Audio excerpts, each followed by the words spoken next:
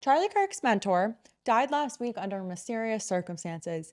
He Mitch McConnelled, if you catch my drift, or Ivana Trumped following a game of pickleball. His name was Jeff Webb, and when I found out he was known as the godfather of cheerleading, I immediately said, an adult man in the youth cheer business feels a little pageant-y to me.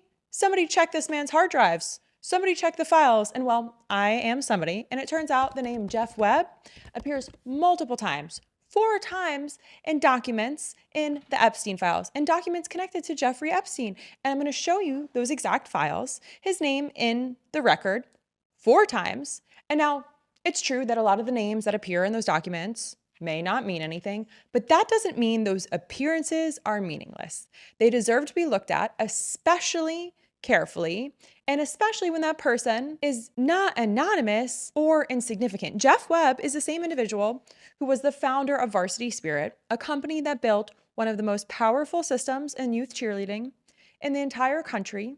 He played a direct role in mentoring Charlie Kirk from an early age when he was just starting his career and was connected to the rise of Turning Point USA, which is now one of the largest, if not the largest, youth political network in the United States. That combination alone should raise some questions. You have access to that many kids and you're mentoring somebody who did too.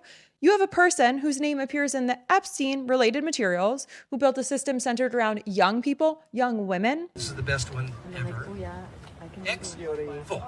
And who later became an influential leader in another organization through mentorship, and that has direct and ongoing access to students, including many of which are minors, most of which are minors. And sure, he's dead now, but here's why this cannot be dismissed.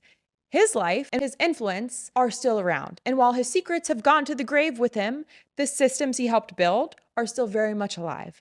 And this is so much more than a few emails. His name appearing 4 times in those files, the content of those emails, what they represent, are highly concerning given Turning Point USA's expansion plans and access to children across the US. And real quick, I'm Lauren Paritra. Willa Paritra is behind me.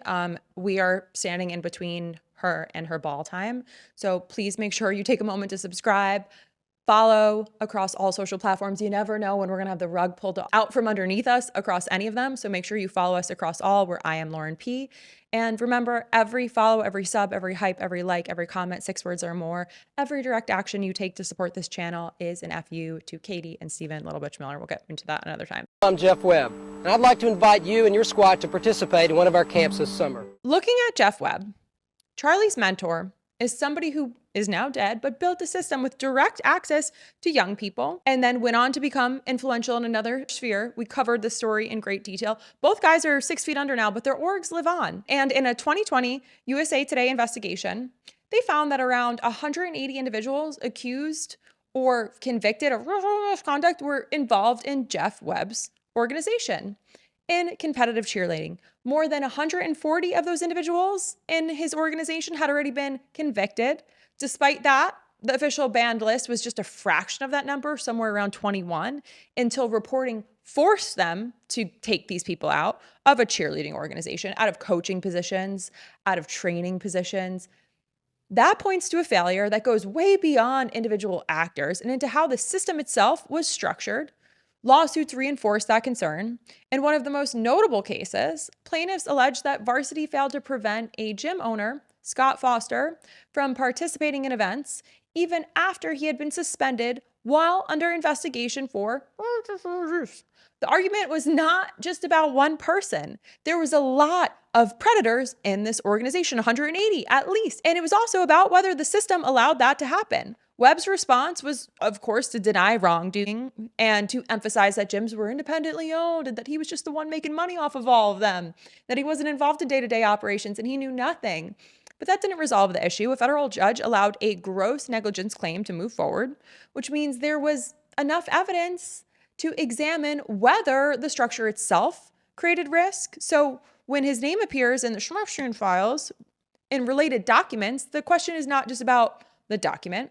It's about what that name represents in terms of systems, access, and lack of oversight. Now, look at what the documents actually show. When you read the emails, they're very coded. They're unusual. The exchange is about windows which they refer to as magnum windows. As a homeowner myself, what do you mean? What do you mean magnum windows? I had gone through the process myself of talking to vendors about replacing the glass in mine after the fires in LA. Not once out of all the vendors I had contacted, not once did any of them make any comments about a magnum window. Magnum is something that refers to protection. Magnum is something that refers to a weird brand of ice cream, not windows. This exchange doesn't feel to me to be about windows. And we have a homeowner who asked what kind of windows are installed at a property. The property being 120 Oak Street in New Canaan. Casual tone. The question seems practical if they weren't a part of the Epstein files. And they mention everything is working fine and say they are asking because they are now planning a new house. Webb, who may or may not be Jeff Webb, responds with a clear and specific answer. Jeff Webb identifies the windows as Marvin Ultimate Double Hung 2X glazing argon gas and adds an additional detail about alternative product lines and materials. Okay, they're speaking in window speak and construction speak. Allegedly, these products are real, and the terminology may have real meaning, but then the same message is forwarded multiple times, and each version keeps the wording exactly the same. It is passed along without one modification. In one forward, someone reacts by saying they have Marvin windows and they did not realize they were considered one of the top of the line. In another, someone questions whether they are worth what sounds like a significant cost. The conversation stays focused on that topic. It doesn't shift or become abstract. It reads like a normal exchange if it wasn't happening 3 times over. And the property being discussed is not just any property. Upon a quick public record search, you can see that 120 Oak Street in New Canaan was owned by Leslie K. Groff and Daniel M. Groff. Daniel Groff held the property from 2003 to 2019, and Leslie Groff appears on the more recent records. Leslie Groff is not an incidental figure. Leslie was longtime assistant to Jeffrey Epstein and has been identified in the reporting as part of his network. She was named as an unindicted co-conspirator in Epstein's 2007 plea deal, with allegations that she helped recruit and manage women. Her role has been described in multiple accounts examining how that operation functioned. That connection is also current. As recently as March 3rd, 2026, this year, Groff received a formal letter from the House Committee on Oversight and Government Reform, chaired by James Comer, requesting her testimony.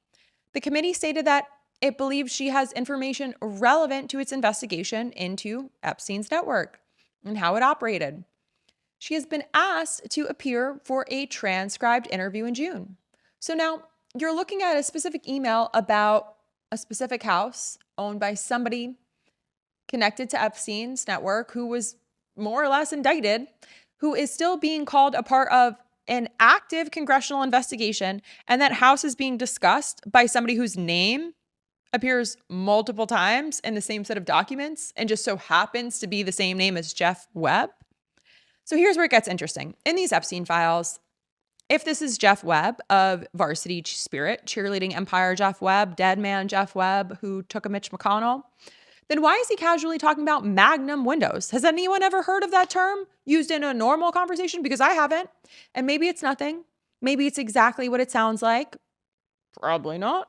But given everything we just laid out about how language was used in these circles, it's worth asking. So let's talk about how coded language actually worked in the Epstein files. And you can decide for yourself what you think here. So here's a simplified version. Some words used around Epstein were actually code for something else. Massage is the best example. That's not a theory. It's been proven in court testimony. From there, people started wondering if lots of other everyday words were also code. That's where pizza and cheese and hot dog come in. Those claims we know spread widely online, but have never been confirmed by any actual investigation. The pizza theory started with Pizzagate, which was debunked. And then when the Epstein files came out, people tried bringing it back by pointing out how often food words showed up in documents. But when somebody actually counted pizza, it appeared over 1,500 times in food orders, receipts, and normal emails. Just pizza. People also tagged weird looking strings of text as secret encrypted messages. Most of that is just a standard email format called base64, which is also how attachments get processed generally in emails. Might look a little weird, but it's not necessarily a code. So looking at the specific email exchange,